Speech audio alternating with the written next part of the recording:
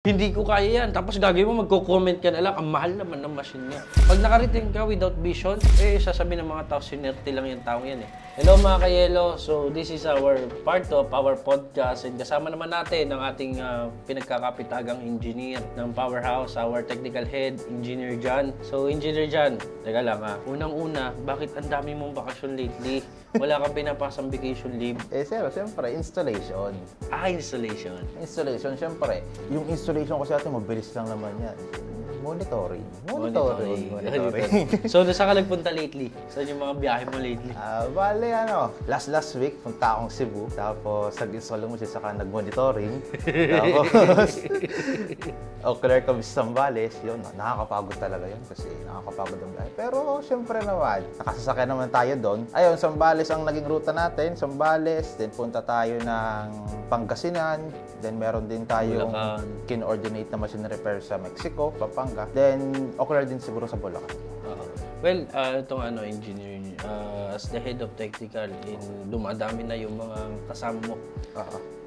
Nag-task na rin ako sa HR na magkaroon ka na ng papalit on your behalf pagdating doon kasi gusto ko nga nasa opisina ka na to address and to plan regarding on maintenance. So, yung mga pangmalakihang mga plano na. No? So, for coordination, monitoring, di ba? Parang hindi ka kumpiyansa na nagmo-monitoring ka. Di ba? I mean, ako to be honest, engineer, no? Sabi ko nga sa iyo, I am proud, no? Kasi the same way I dedicate myself on Powerhouse is the same way na ginagawa mo. And kaya ko na-appreciate because I've been there. Before ako nag-stay sa office, ako din talaga nag-install, nagbababa ng machine. Alam mo yun, marami, di ba? Maraming mga stress na dinanas. Pero yung biyahe, kaya sabi ko nga, sawa na ako sa biyahe. Pero yun na talaga yung part ng business natin. But then, engineer, nilagay kita dyan just for you to experience.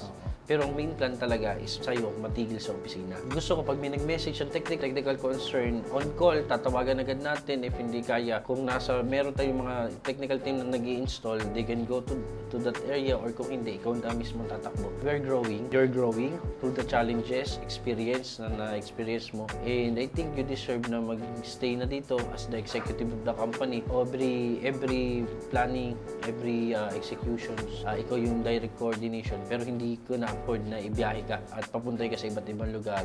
Yung mga puyat, yung mga actually, to be honest, mga kayelo, no? Engineer dyan, sabi ko, engineer, teka lang, relax ka muna, Sabado, Linggo, huwag na kayong umalis kasi wala nang pahinga, hindi na talaga halos siya natigil. Pero yung dedication, no? Ano yung iniisip mo nun? Mga part na, kunyari, di ba, syempre may pagod din eh. Ano yung iniisip mo? Kasi naman ako kasi yung klase ng tao na talagang pagka, may pending, talagang iniisip ko. Nag-anxiety, no? Oo, sabi ko, yung oras na ito, dapat ginagawa ko na yung pending ko eh. Dapat itong gantong mga, sabihin na natin pagka walang ginagawa. Pero syempre, parte din naman ng tao, yung pamamahinga. Parte din naman yan, yung mga pagtulog. Pero syempre, yung pagka talagang wala kang ginagawa, talagang iniisip ko din na dapat sa oras na ito may nagagawa na akong productive. At least, accomplish siya ng accomplish. Ako kasi yung tao na talagang dedicated ako sa trabaho. Kasi yung trabaho ko na ginagawa ko ngayon is pride ko yan. Siyempre, hindi ka naman kilala ng tao. Personal. Yung trabaho mo, yun yung pangharap mo sa tao eh. Kung paano ka trumabaho, doon ka niya makikilala. Kung sa trabaho pa lang, alam na uwido ka trumabaho, mas maano doon sa personal. Kasi yun yung pangharap mo sa tao eh. I'll be honest to. Parang maalala yun nung hinarap natin to sa camera. Unang harap sa camera eh. I'm engineer sa sobrang bilis yung growth mo, to be honest, no? And sabi ko naman sa'yo, dito ka na sa tabi ko, dumadami na yung mga tao mo, no? Under your technical department, no? How do you handle, or how will you handle the leadership? No? Kasi nung una, 2 lang, 3. Ngayon, medyo engineer na rin, no? Dadagdag. It's not because talagang malakas tayo, but it's because na kailangan. Yun kasi pinakamalaking trabaho eh. It's not the sales. Madaling mag-sales, madaling magbenta, mag-market. Kasi una saleable yung natin, machine proven system. Pero yung hardest part doon is to maintain, which is mas mahabang panahon. They're not paying for the machine. They're paying for our commitment. Diba? They're paying for the after-sales service. Sa service. Kasi sabi ko nga, okay, kung may mura ka makita, kunin mo. Pag nasira yan, kung isang buwan hindi tatakbo yan, mawawala yung kliyente mo, lahat ng pinaghirapan mo, mawawala. Sino tatawagan mo? Diba? Hindi natin alam. I don't know kung mayroong ibang companies, but then you can call them, you can ask them, no? Ang kagandahan lang dito, in-house ka. No. I hope, no, huwag mo kong iwanan. Magkakalinawan ba tayo doon? Malinaw yun, sir. Malinaw. Camera eh. Teka lang, parang kinabahan ako doon Pero alam mo, engineer, I trust action more than word. No? I believe na hindi mo ginawa to sa powerhouse. Yung bilis kasi ng growth, no? Kung wala kang nakikitang future sa powerhouse. At sinabi mo naman, di ba? Kaya the reason na sumama ka sa akin is because of the vision.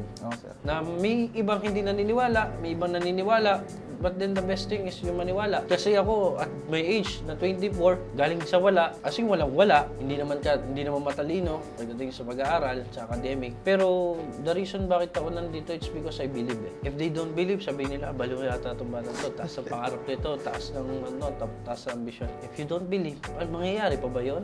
I mean, kung ililimit natin, di ba? Ikaw, if you want to start your own ice business, then ililimit mo yung sarili mo na, ay, hindi ko kaya yan eh. Hindi ko kaya yan. Tapos gagawin mo, magko-comment ka na lang, ang mahal naman ng machine niya. No. Kung gusto mo talaga, medyo malaki sa ngayon, pero anong kailangan kong gawin para ma-afford to? And you have to believe. Because if you don't believe, huwag mo na simulan. Kung nanonood ka, you're in doubt, huwag mo na simulan. Kasi if you don't believe in something, if you don't have vision, hindi ka makakarating sa isang bagay. Pag nakarating ka without vision, ang tawag doon, sasabihin mo, sasabihin ng mga tao, swinerte lang yung taong yan eh. Ako, hindi ko sasabing swinerte ako. Unang-una sa kabagan at awa ng Diyos, pinalad tayo, pero hindi naman talaga yung swerte. It's a blessing. But then, naglakip tayo ng action. Nasa Diyos ang awa, nasa tao ang gawa.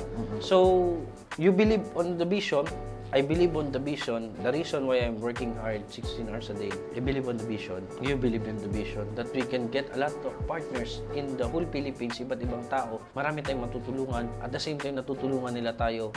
We'll be honest, we're not doing it one way lang eh, di ba? Kailangan natin dito mutualism. Tulungan tayo, tulungan mo kami. Mag-upgrade ka ng machine mo. Na-build namin trust mo. Because of your good feedback, because of the good performance of your business, may mga taong lumalapit sa amin, di ba? Thank you for believing on the vision. I hope that you can grow more, and I hope now na mag-handle ka na talaga ng mas maraming staff. The way I manage you, the way I outgrow you, I hope the same way na i-grow mo sila. Now, engineer, ano yung nilulook forward mo sa mga susunod na buwan at taon with Powerhouse? Now na mas nafe-feel mo na yung effect, yung pagtaya mo sa Powerhouse, yung pag-give up mo sa isang trabaho mo na matagal na panahon, and then pagsama sa amin. Ayun bago ko sagutin yung tanong, yung sa vision, about sa vision. Bukod sa vision na pinaniwala ko kay Sir Kurt, sino ba namang hindi sasama? Yung ba namang ini-interview ka pa lang, hard ka na? Winner ako Sige, sama na ako. The reason, alam mo kasi, engineer, alam mo, yun yung ginawa ko before, di ba? Nung wala pang HR. Kasi ako direct hiring before eh. Kasi doon nga tayo nagsama kasing pasimula eh. It's the same thing, kung anong ginagawa ko sa Powerhouse. Hindi ako nagsasalita lang. Di ba, nung naglabas ako ng video, we put this ice plant, tinayo namin tong ice plant na to because gusto namin sabihin sa inyo na yung sinasabi namin na ginagawa rin namin. Yung words namin is tinitake action din namin. Same thing na nakita ko sa'yo nung nag-usap tayo. And yun, it's not about the words kasi alam mo marami kong pwedeng sabihin the day before na hire kita. Pero nagkamali ba ako sa hinire? Nagkamali ba ako sa sinama sa team without getting any answer and hindi ka nakarinig ng kahit anong question? I think hindi ako nagkamali. But then I didn't ask any question. For me, mata kasi. Mata, kilos, makita mo pag yung tao may potential may kumbaga, kunyari, may anak ka, nakita mo, may lukso ng dugo. Kung ikaw may pangarap, may pagpupursige ka, mapipil mo yun, ikaw may potential, mapipil mo rin yun sa kaparehas mo Meron tayo kanya-kanyang ugali, alam natin pag ito ka-vibes ko bakit mo ito ka-vibes? Kasi, hindi mo alam, pero eventually, mag-end up, pares pala kayo ng ugali, di ba? So, yun yung nakita ko sa'yo. Sabi ko, boy, nagtitake pride yun nga. Nilook forward ko sa Powerhouse, unang-una, nagsimula tayo ng ice plant. Nilook forward ko, maraming ice plant na susunod natin i-install. And also, sa team, nilook forward ko na mas lumaki yung team na kung ano yung binuo kong team, since binuo nating team, sir, yung relationship natin, tapos relationship ko sa isa ko pang member na si Vernon, isa na, ganun din yung maging mindset nila. Sana, no? Oh, sana. Kasi yung kasing kahit pa sabing alam mo yun hindi naman kasi bago sa numawak ng team eh. Kasi doon sa last job ko, sa last company ko, may team ako doon. Talagang sila iba-iba silang klase ng tao. Ito share ko lang may mga may siyempre maintenance, may mga Iba't ibang ugali eh. Iba-ibang ugali, iba't ibang alam. Iba-ibang alam. Iba-iba din ang mindset sa buhay. Minsan, ayaw mag-OT, kahit kailangan mag-OT, ganun. Ang lang, since kahit iba-iba kami ng ugali, isa yung naging namin na pagka may problema ng machine, dapat nandun ka. Haharapin, no? Haharapin niya dapat yung problema. Malaking company yan pinagmula mo, di ba? Hindi ko na sabihin yung pangalan, pero malaki. Ilang taon ka nagtrabaho doon? 2 years. 2 years ako nagtrabaho doon. Then why you choose Powerhouse? Yun unang-una nga, kaya pinili kong Powerhouse kasi naniwala nga ako sa vision niya. Bilang kasi kitang-kita ko tong opisina. Share ko lang kitang-kita ko tong opisina nung in-interview ako ni Sir, unang interview sa. Kita ko tong opisina as in talagang isang lamesa lang yan. Isang lamesa lang yan. Pero ito si Sir Kurt kasi, nung umiimik sa akin yan, alam mo yung kitang-kita mo na parang parang malaking kumpanya na yung hawak niya. Hindi, ganito magiging plano natin kasi ito yung gusto kong mangyari, ganyan. Hindi ako nakatingin doon sa opisina. Ang nakikita ko yung vision niya. Yung place, parang wala. Hindi mo aakalaing nakaupo ka sa opisinang konti ang laman. Ang nakikita mo kasi yung vision ng tao na kaya, sabi ko, sa tingin ko, talagang worth it, samahan to. Kasi kitang-kita ko yung vision talaga eh. Sabi ko, kaysa nagpapakahirap ako na hindi naman na-appreciate yung, yung aking effort. Isipin mo, sa'yo na ang report, sa'yo pa ang repair, sa'yo pa ang paltok. Tapos ikaw ba na-appreciate? Hindi pa na-appreciate. Pag absent, sasabihin, lulubog lilitaw. Pero ngayon, do you think na na-appreciate ka naman ni Powerhouse? Oo, sir, sobra. As in talagang binibigyan ka nila ng growth. Doon nakaraan, napansin ko, si client, after yung mag-install si client, pinaguptan kayo. Opo. Doon sa salon niya, Tapos nagpadala siya ng pampasalubong. Opo. That is a indication kasi na happy si client. Kasi ako, sabi ko nga sa'yo, I put the trust, Hindi ako, although sabi ko sa'yo, lahat ng ginagawa mo ngayon is ginawa ko before. Diba? But then, I'm glad na naipasa ko sa'yo. You put the same passion kung paano ko ginagawa. Ako kasi engineer, hindi ako yung tipo tatanungin ko, kamusta to? Okay naman sir, masaya si client. Hindi, madali kasi sabihin eh. Pero pag umuwi ka, tinitingnan ko pag may padala si client, pag nag-feedback si client, pag nagpaalaman kayo sa GC. Doon ko na-feel, sabi ko, doing good na talaga. Doing good, to be honest, before may anxiety ako dyan Sabi ko, paano ako magtitiwala lang ganito Lahat to. Kasi mahirap Kasi iningatan mo si client, tapos bigla may isa kang tao na kumbaga hindi ayusin. Parang tinapon mo lang yung relationship, di ba? Same pressure Kung ano yung client na makuha natin ngayon na minahal tayo, tinulungan natin, binalyo natin. You have to keep it for the next year, mahabang panahon Kasi walang silbi yung magandang pinagsimulan kung matatapos yung sa hindi maganda. Sabi nga namin kanina ni Rina, commitment. Ano nga yung kasabihan natin ngayon sa technical team? If we lose money, we lose nothing. If we lose our credibility, we lose everything. Diba? So, yun lang Siyempre, minsan, may mga instances, sabi ko nga, kunyari, client's fault, napabayaan, may ginalaw sila, nagka-problema. Minsan, siyempre, sabihin natin yung rules and rule guidelines na sinabi natin sa kanila na, this is the do's and don'ts, this is our warranty, Ba't naabutin natin di ba? Inaabot naman natin. Talagang mag-extend pa rin talaga tayo kasi partners tayo Hindi naman tayo, pag ayos sinasabi nga natin, hindi naman tayo basta nag-install ng machine. Partners talaga. Kaya kahit minsan may mga nabe-break na to sa rules, pinagbi-breach, extend din tayo. Extend pa rin, kasi partner pa rin natin Pero pakaliwanag pa rin natin, Pero minimal Minimal naman. Minimal naman. So, yun mga kayelo, This is Engineer Jan, our engineer, our technical head. Sa back ni Engineer Jan, marami tayong mga kasamahan pa technical, But then, Engineer Jan is mechatronics engineer, mechanical and electronics engineer. Siya yung pinaka nilagay ko para mag-head ng technical team and maganda naman yung result. And ngayon, patuloy yung vision, Yung vision kasi natin hindi natitigil Hindi na. Tandaan mo yung vision mo nung pumunta ka dito. Opo. Mas ganun pa rin, pero mas may malaki uli Once we achieve our vision, we have another vision. Kayo mga kayelo, I hope you have vision. If you are looking and if you're watching, I know you have vision. And we're not just doing this podcast for our market na bibili bukas, bibili next month. No, it takes time. And if you're watching, I know you're interested. I want to I want to motivate you, to inspire you. We only have visions. Now, set a visions. Let's say, ang vision mo, 2 years from now, after mo mag-work, pag uwi mo, bibili ka ng machine kay Powerhouse. Kahit 2 years from now, aantayin ka namin. Set a vision and make a goal, take action, because dreams without goals are just a dreams.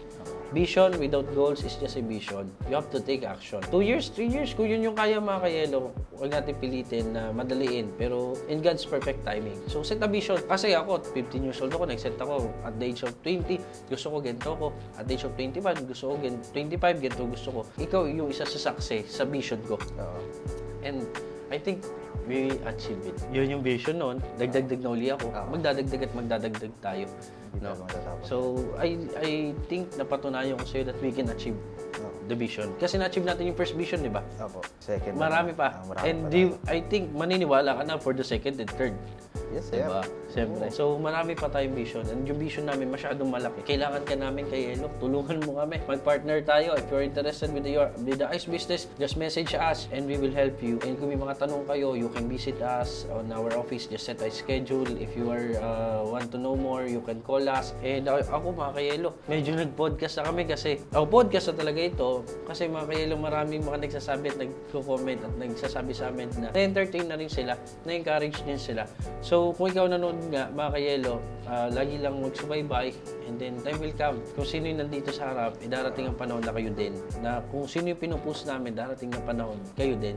And pag-pray lang natin and I hope na soon, ikaw naman yung maging ice plant business owner. And I hope na si Powerhouse yung mapili mo. And we are more than happy to help you and to be your partner. So yan mga kayelo, maraming salamat ulit. Again, this is Engineer John. I am Kurt, the CEO. Engineer John, our technical head. We have a vision. Na-meet namin. Now mga kayelo, come to us and let's talk about your vision and we'll make it come true.